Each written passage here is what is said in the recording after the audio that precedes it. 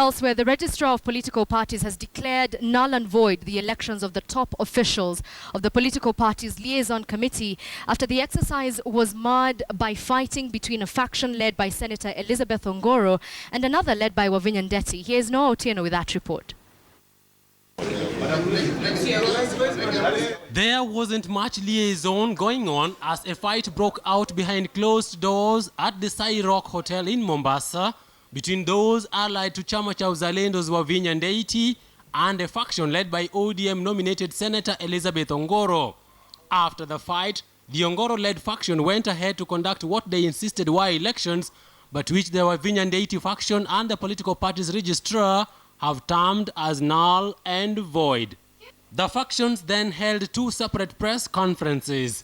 Why women like me and others come to these meetings is to try to to reaffirm on the women that they should not be scared to go out and ask for the seat. Yes, I went for the seat of the governor, but I got a lot of votes from the constituents. Does that make me, as a woman, now say I will never go for an elective position again? No. Anybody who feels that they want to hold any elective office should not fear elections in this country.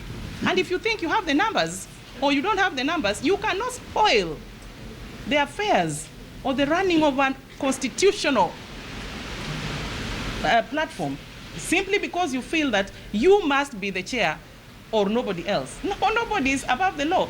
Ongoro's faction elected her as chairperson, with Abdallah Maka as vice chair and Kalembe Ndile as organizing secretary.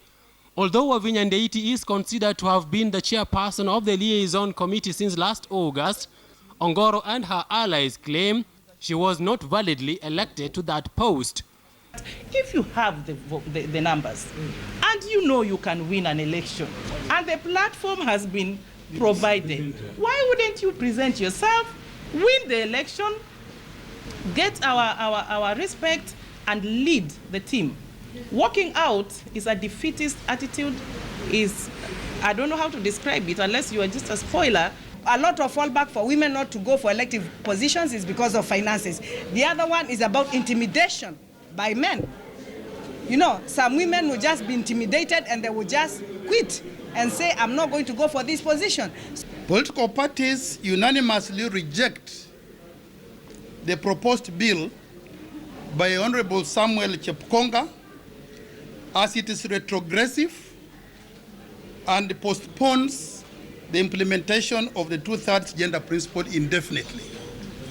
The liaison committee had hoped to hammer out the fine details of the now hotly controversial 2/3 gender principle.